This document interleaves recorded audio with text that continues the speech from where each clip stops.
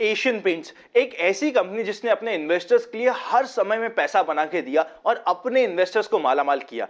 Asian paint की ही industry से Asian paint का ही एक कॉम्पिटिटर अब अपना आईपीओ लेके आ रहा है, इंडिगो पेंट्स। क्या इंडिगो पेंट्स भी एशियन पेंट्स के जैसे काफी बड़ा वेल्थ क्रिएटर हो सकता है या फिर अपने इन्वेस्टर्स को फंसा के ये वेल्थ डिस्ट्रक्टर हो सकता है? डिटेल में डिस्कस करेंगे हम आज के इस वीडियो में। टोटल आज का वीडियो 3 पार्ट में डिवाइडेड होगा। सबसे पहले हम कंपनी के बारे में कुछ बेसिक पॉइंटर्स के बारे में डिस्कस करेंगे, फिर फाइनेंशियल्स के साथ साथ कुछ इंपॉर्टेंट रेशियोज, वैल्यूएशंस को डिस्कस करेंगे और फिर फाइनली जिसका आपको बेसब्री से इंतजार होता है कि मेरा personal final decision in clear cut words discuss करने की कोशिश करेंगे। मेरा फाइनल डिसीजन जिस तरीके से आप हमेशा उम्मीद करते हो कि सिंपल वर्ड्स में end up to mark and to the point होना चाहिए, वैसा ही होने वाला है, पर यह सिर्फ और सिर्फ इंफॉर्मेशन और एजुकेशनल पर्पस के लिए होगा।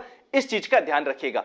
मेरा नाम है Anant Ladda, CFA CA CFP LLB, open for all. Telegram का लिंक डिस्क्रिप्शन में, वरना आप सीधा टेलीग्राम पे भी जाके इन्वेस्ट आज फॉर कल सर्च करेंगे तो आपको ये open for all free channel मिल जाएगा। 98,000 से ज्यादा मेंबर्स का पार्ट बन चुके हैं।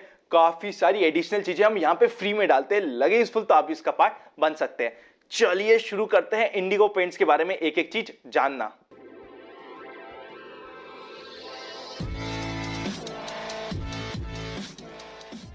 सबसे पहले इंडिगो पेंट्स के बारे में कुछ बेसिक पॉइंट समझे ना। इंडिगो पेंट इंडिया की 5th लार्जेस्ट पेंट की कंपनी है। उसी के साथ साथ इंडिया की फास्टेस्ट ग्रोइंग पेंट की कंपनी है, स्पेशली डेकोरेटिव पेंट्स में। डेकोरेटिव पेंट्स में इनकी महारत है और स्पेशलाइज्ड है ये डेकोरेटिव पेंट्स में। और डेकोरेटिव पेंट्स में भी काफी सारे प्रोडक्ट्स इनके आते हैं, चाहे इनेमल्स हो, इमल्शन हो, वुड कोटिंग हो, पुट्टी हो या सीमेंट पेंट्स हो। काफी सारे प्रोडक्ट्स इनके पास अवेलेबल है। उसी के साथ साथ ना डेकोरेटिव पेंट्स में भी इन्होंने काफी सारे इनोवेटिव प्रोडक्ट्स भी लॉन्च करे और काफी सक्सेसफुल भी हुए। सक्सेसफुल कैसे पता चलता है? 2018 में इनकी जो ग्रोइंग रेट थी, स्पेशली जो इनके नए प्रोडक्ट्स थे, वहां पे 26.68% थी और इवन 2020 में भी 28% से ऊपर की ग्रोथ रेट ये मेंटेन कर रहे थे। मतलब क्या हुआ? नए प्रोडक्ट्स लाना, इनोवेशन करना इज वन थिंग, और इनोवेशन के साथ साथ ग्रोथ भी करते जाना ये इंपॉर्टेंट होता है, और इंडिगो ये बहुत ही अच्छी तरीके से कर पा रहा है। अब अगर कुछ इंपॉर्टेंट पॉइंट्स की बात करें ना, तो सबसे पहला इंपॉर्टेंट पॉइंट आता है डिस्ट्रीब्यूशन नेटवर्क्स का। देखिए, बहुत सारी ऐसी इंडस्ट्री होती है जहां पे बहुत बैरियर टू एंट्री होती है, क्योंकि वहां पे डिस्ट्रीब्यूशन नेटवर्क सेट कर पाना बहुत डिफिकल्ट होता है। पेंट इंडस्ट्री एक ऐसी ही इंडस्ट्री है। अगर मैं और एग्जांपल देने की कोशिश करूं ना, इलेक्ट्रॉनिक इंडस्ट्री वापस से एक ऐसी इंडस्ट्री जहां पे एंट्री के बैरियर, स्पेशली अगर कोई नया पार्टिसिपेंट आता है, तो काफी हाई होते हैं, क्योंकि डिस्ट्रीब्यूशन नेटवर्क पहले से अच्छा होना बहुत जरूरी होता है। इंडिगो के डिस्ट्रीब्यूशन नेटवर्क की स्टाइल के बारे में बात करें तो इन्होंने सबसे पहले टियर 3 और टियर 4 सिटीज में अपना फोकस बनाया, वहां पे अपनी ब्रांड बिल्ड करी, क्योंकि वहां पे अभी भी काफी सारी ऐसी पेंट की कंपनी थी जिनका फोकस नहीं था। इंडिगो ने सीधा सबसे पहले जो दुखती नस थी, जो कमजोर कड़ी थी पेंट इंडस्ट्री में, टियर 3 और टियर 4 सिटीज, वहां पे फोकस किया। वहां पे अपना बहुत अच्छा बेस बिल्ड किया और फिर मेन सिटीज मतलब कि टियर 1 और टियर 2 सिटीज की तरफ गए, और क्योंकि उनका ऑलरेडी तब तक ब्रांड हो चुका था, इन्हें काफी हेल्प भी मिली। आज के दिन ये ओवर 27 स्टेट्स और सारी की सारी यूनियन टेरिटरीज में काम कर रही है और बहुत अच्छा डिस्ट्रीब्यूशन नेटवर्क लेके काम कर रही है। डेकोरेटिव पेंट्स में ये फास्टेस्ट ग्रोइंग है। बाकी सारे पेंट्स के जो प्रोडक्ट्स होते हैं वहां पे खैर फास्टेस्ट ग्रोइंग तो नहीं है, पर वहां पे भी इनकी ग्रोथ कुछ कम नहीं है, और इनोवेशन के लिए कंपनी जाना जाती है। नेक्स्ट इंपॉर्टेंट बात करी जाए कंपनी के मैन्युफैक्चरिंग यूनिट की, तो कंपनी के पास आज के दिन टोटल 3 मैन्युफैक्चरिंग यूनिट है। सबसे पहला है राजस्थान में, जोधपुर में है, सेकंड मैन्युफैक्चरिंग यूनिट है केरला में, और थर्ड है तमिलनाडु में। तीनों बहुत ही इंपॉर्टेंट लोकेशन है और अच्छी तरीके से डाइवर्सिफाई ये कर रहे हैं, और भी कुछ नए मैन्युफैक्चरिंग यूनिट्स लाने का कंपनी का पूरा मन है।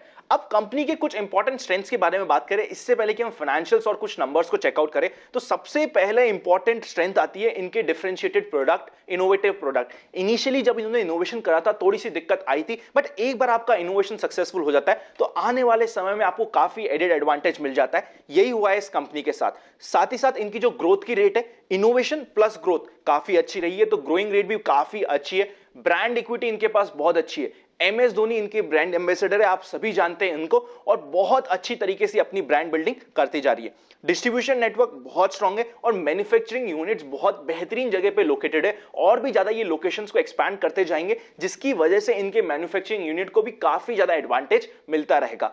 अब नेक्स्ट हमें कुछ फाइनेंशियल्स और कुछ फिगर्स और वैल्यूएशंस के बारे में बात करना जरूरी हो जाता है। सबसे पहले फाइनेंशियल्स की बात करते हैं, आप इधर चेकआउट कर सकते हैं। सबसे पहले टोटल एसेट्स पे नजर डाले तो 2973 मिलियन से बढ़ते बढ़ते 4000 मिलियन के ऊपर अब ये 2020 में जा चुके हैं। इंपॉर्टेंट फिगर है, रेगुलरली इनके एसेट्स अच्छी तरीके से ग्रो कर रहे हैं। सेकंड बात करी जाए रेवेन्यू की भी, जो 2018 में 4031 मिलियन था, 2019 में बढ़ के 5300 मिलियन से ऊपर हो गया था, फिर 6200 मिलियन और अब फाइनली पहले 6 मंथ में 2600 मिलियन के आसपास है। देखिए जो अभी पहले 6 मंथ है इसमें थोड़े से फिगर कम है because but obvious reason Covid और जो पेंडेमिक की सिचुएशन थी, बट फिर भी इनकी ग्रोथ जो है रेगुलरली रेवेन्यू में बढ़ती जा रही है। प्रॉफिट आफ्टर टैक्स जो मेरे लिए सबसे इंपॉर्टेंट फिगर होता है, आप इधर चेकआउट कर सकते हैं। 12 करोड़ मतलब कि 128 मिलियन का प्रॉफिट था 31 मार्च 2018 में, जो बढ़ के 268 मिलियन तक पहुंच गया था 2019 में, ऑलमोस्ट डबल।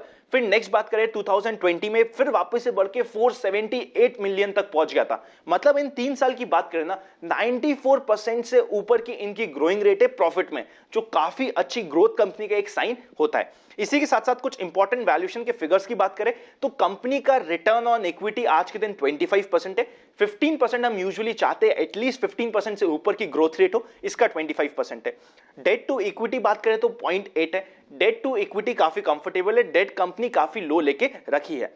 प्रॉफिट सीएजीआर जैसे कि हमारी भी बात भी हुई 94% है। इसका मतलब ये नहीं कि सेल्स सीएजीआर कम है, सेल्स की ग्रोथ रेट भी 24% के ऊपर है, जो सफिशिएंट है और एक अच्छा फिगर हमें जस्टिफाई करती है। इस कंपनी की जो सबसे मेन एक दिक्कत है वो है इसका वैल्यूएशन। ये कंपनी पी रेशियो पे आ रही है 141 के, और अगर हम इसमें लिस्टिंग इन की एक्सपेक्टेशंस बढ़ा दे और लिस्टिंग इन को भी ध्यान पे रखे तो 180 के ऊपर का पी रेशियो होने की इसकी पूरी उम्मीद हो जाएगी, जो थोड़ा सा इसे ओवरवैल्यूड बनाता है as compared to industry.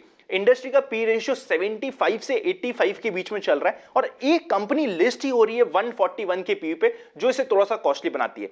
But just because ये ग्रोथ कंपनी है, मैं इसके वैल्यूएशन पे ज्यादा ध्यान नहीं दूंगा। आप सभी को पता है जो पुराने समय से इस चैनल से जुड़े हुए हैं कि पी रेशियो और वैल्यूएशन को स्पेशली लिस्टिंग इन के समय पे या फिर किसी भी आईपीओ में बहुत ज्यादा इंपॉर्टेंस नहीं देता हूं। मेरा मेन फोकस होता है ग्रोथ पे, मेरा मेन फोकस होता है प्रॉफिटेबिलिटी पे। ये इंपॉर्टेंट पॉइंट होने वाला है। अगर कंपनी के टोटल मार्केट शेयर की बात करी जाए तो सबसे बड़ा प्लेयर ऑब्वियसली है एशियन पेंट, जिसने इन्वेस्टर्स को बहुत पैसा भी कमा के दिया है। 42% मार्केट शेयर एशियन पेंट के पास है, 12% मार्केट शेयर बर्जन पेंट के पास है, 7% नेरोलैक के पास है, नोबल के पास रफली 5% है, और आज के दिन इंडिगो 5th लार्जेस्ट कंपनी होती है पेंट्स में और 2% का मार्केट शेयर है। इसी के साथ साथ 30% से ऊपर मार्केट शेयर छोटी छोटी कंपनीज का है, मतलब बहुत ज्यादा अनऑर्गेनाइज सेक्टर अभी भी इसमें अवेलेबल है, और 33% का मार्केट शेयर बढ़ा रहा है, जो बड़ी कंपनीज के लिए एक पॉजिटिव पॉइंट भी है कि इन्हें अभी भी काफी ज्यादा एक्सपेंशन को मिलता है। उसी के साथ साथ अगर हम कंपनी की बात करें और कंपनी के रेशियोज की बात करें जो एक्सपेंस से रिलेटेड होते हैं, कंपनी ने एक बहुत अच्छा अपना फिगर, अपना इनकम का फिगर एक्सपेंस करा है एडवर्टाइजमेंट में, जो ऑलमोस्ट 10% होता है। यूजुअली ना 3 to 5% के बीच में जितनी भी पेंट कंपनी होती है उनका रेवेन्यू का फिगर एडवर्टाइजमेंट एक्सपेंस में जाता है, पर इस कंपनी का एक्स्ट्रा फोकस है एडवर्टाइजमेंट पे और ग्रोथ पे, जो एक पॉजिटिव पॉइंट भी है। लेकिन material cost at the same time ये काफी अच्छी लेवल पे और काफी सस्ते लेवल पे मैनेज कर पा रहे हैं। 51% से लेके 53% का इनका मटेरियल कॉस्ट आ रहा है। बाकी कंपनीज की बात करें तो उनका 55% से ऊपर होता है और कुछ कंपनीज का तो 60% के भी ऊपर होता है। तो इनकी एफिशिएंसी अभी आज के दिन काफी ज्यादा बेटर है, ये एक पॉजिटिव पॉइंट हो जाता है। अब अगर हम कुछ इंपॉर्टेंट आईपीओ डेट्स की बात करें तो सबसे पहले आप इधर चेकआउट कर सकते हैं। आईपीओ ओपन हो रहा है 20th जनवरी को, मतलब नेक्स्ट ही वीक में ओपन होने वाला है। 22 जनवरी को आईपीओ की क्लोज डेट है।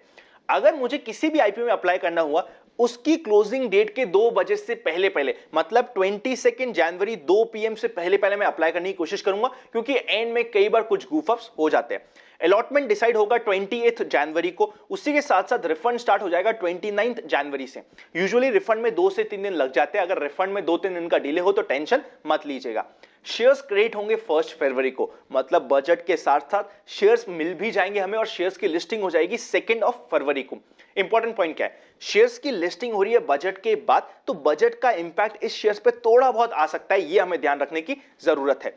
मिनिमम लॉट साइज की बात करें तो 10 शेयर का एक लॉट होने वाला है, 14,900 का पर लॉट होगा। इससे ज्यादा हमें लॉट की बात करने की जरूरत ही नहीं, क्योंकि ये आईपीओ 100% ओवर सब्सक्राइब होने की पूरी चांसेस है। जैसे ही ओवर सब्सक्राइब हो जाएगा, चाहे मैं 1 लॉट के लिए अप्लाई करूं या 10 लॉट के लिए अप्लाई करूं, मुझे कंसीडर तो सिर्फ एक ही लॉट होगा। ये इंपॉर्टेंट पॉइंट होने वाला है। Pre IPO share holding pattern की बात करें तो 60.05 प्री आईपीओ प्रमोटर का स्टेक है। आईपीओ के बाद 54% रहने वाला है और 54% भी एक अच्छा प्रमोटर का स्टेक होता है, तो हमें कोई टेंशन लेने की जरूरत नहीं है। कंपनी के प्रमोटर की बात करी जाए तो अभी तक चेकआउट कर सकते हैं हेमंत जलान, अनीता जलान, पराग जलान, कमला प्रसाद जलान, तारा देवी जलान, उसी के साथ साथ हेलोजन केमिकल प्राइवेट लिमिटेड इस कंपनी के प्रमोटर है। अब हमें कुछ इंपॉर्टेंट चीजें चेकआउट करनी जरूरी है। आप इधर चेकआउट कर सकते हैं आईपीओ का प्राइस होने वाला है 1488 से लेके 1490। मैं पर्सनली क्या आईपीओ का प्राइस अप्लाई करूंगा, as usual cut off price, ये इंपॉर्टेंट पॉइंट होने वाला है। 10 शेयर का एक लॉट होगा जिसके बारे में हमारी बात भी हो चुकी है। लिस्टिंग बीएसई और एनएसई पे दोनों पे होने वाली है। टोटल आईपीओ का साइज डिसेंट साइज है, बहुत ज्यादा छोटा भी नहीं है, बहुत ज्यादा बड़ा भी नहीं है, डिसेंट साइज है। 1176 करोड़ का टोटल आईपीओ का साइज होगा, जिसमें से फ्रेश इशू होने वाला है 300 करोड़ और बैलेंस होगा एग्जिस्टिंग ओनर अपना माल बेच के जाएंगे, ऑफर फॉर सेल होने वाला है। ये एक इंपॉर्टेंट पॉइंट होता है।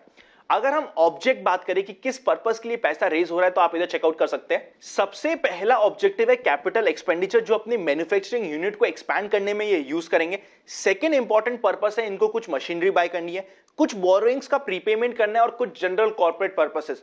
नॉर्मल से कुछ अलग है इनके ऑब्जेक्टिव्स और ऑब्जेक्टिव्स थोड़े से मुझे पसंद आ रहे हैं। अब फाइनली बात करें उस चीज की जिसका आपको बेसब्री से इंतजार है कि मेरा personal final decision on the face of it क्या बन रहा है। उससे पहले अगर अभी तक आपके पास डीमैट अकाउंट नहीं है, डिस्क्रिप्शन में डीमैट अकाउंट ओपनिंग लिंक्स और प्राइवेट चैनल पर जुड़ने का प्रोसेस मिल जाएगा। वैसे भी बहुत सारे आईपीओ आने वाले, लगे यूजफुल तो डिस्क्रिप्शन में दिए गए लिंक से आप डीमैट ला के प्राइवेट चैनल का भी पार्ट बन सकते हैं। उसी के साथ साथ ज्वाइन बटन मेंबरशिप भी आपको चैनल पर मिल जाएगा, 2 लेवल ऑफ मेंबरशिप आपको मिल जाएगी। अब फाइनली बात करी जाए मेरे पर्सनल डिसीजन की, उससे पहले इंपॉर्टेंट ये है कि जो भी मैं डिस्कस कर रहा हूं ये सिर्फ इंफॉर्मेशन और एजुकेशनल पर्पस के लिए। आप अपने एडवाइजर से पूछे बिना कोई भी डिसीजन मत लीजिएगा। यहां पे मैं मेरा personal decision just for education purpose आपको बताने की कोशिश कर रहा हूं। देखिए, on the face of it ये एक बहुत ही अच्छी ग्रोथ कंपनी है, ऐसी कंपनी है जो मुझे पर्सनली पसंद आती है। एक ऐसी कंपनी है जहां पे एंट्री बैरियर्स बहुत ज्यादा है, कंपनी का डिस्ट्रीब्यूशन नेटवर्क बहुत ही अच्छा है, फाइनेंशियल्स बेहतरीन है और काफी सारे पॉजिटिव्स के साथ अभी भी एक्सपेंशन की काफी ग्रोइंग अपॉर्चुनिटीज के साथ ही कंपनी आईपीओ लेके आ रही है। नेगेटिव सिर्फ और सिर्फ इतना सा है कि इसका पी रेशियो और वैल्यूएशन थोड़ा सा ज्यादा है। मेरा पर्सनल फाइनल डिसीजन इस आईपीओ में अभी तक ये है कि मैं अपने सभी फैमिली मेंबर के नाम से एक लॉट के लिए अप्लाई करने वाला हूं। एक लॉट से ज्यादा अप्लाई करने का कोई यूज ही नहीं है, क्योंकि वैसे भी ओवर सब्सक्राइब होगा, इसीलिए इसमें एक ही लॉट कंसीडर करा जाएगा। तो मेरा फर्स्ट आउटलुक ये है कि मैं इसमें हर एक फैमिली मेंबर के नाम से अप्लाई करने का मन बना चुका हूं। उसी के साथ साथ इंपॉर्टेंट पॉइंट ये है कि मेरी पर्सनल लिस्टिंग इनके इसमें एक्सपेक्टेशंस क्या है। आज के दिन मार्केट को देखते हुए, सिनेरियो को देखते हुए, बाकी सारी चीजों को ध्यान में रखते हुए आज के दिन मेरी पर्सनल एक्सपेक्टेशंस हो रही है 30% से ऊपर का लिस्टिंग इन अभी मिलने की पूरी पॉसिबिलिटी है। क्योंकि एक इवेंट रिस्क, बजट आ रहा है, ये हमें समझना पड़ेगा कि बजट की वजह से अगर कुछ मार्केट में ऊपर नीचे हुआ तो आईपीओ में कुछ दिक्कत आ सकती है। ये इंपॉर्टेंट पॉइंट हो सकता है। बट आज के दिन मेरा पर्सनल कन्विक्शन इस आईपीओ में हाई है, इसलिए मैं अपने सभी फैमिली मेंबर के नाम से अप्लाई करने का प्लान कर चुका हूं। अगर ये वीडियो अच्छा लगे तो लाइक करे बिना मत जाइएगा। उसी के साथ साथ अगर आपको ये डायरेक्ट ओपिनियन, मेरी पर्सनल फाइनल डिसीजन क्या है, ये तरीका हमारा बताने का पसंद आता है, तो एटलीस्ट अपने 5 दोस्तों के साथ इस वीडियो को शेयर कीजिएगा। डीमैट अकाउंट नहीं खोला तो आपको डिस्क्रिप्शन में लिंक्स मिल जाएंगे। Happy investing and I will see you very soon.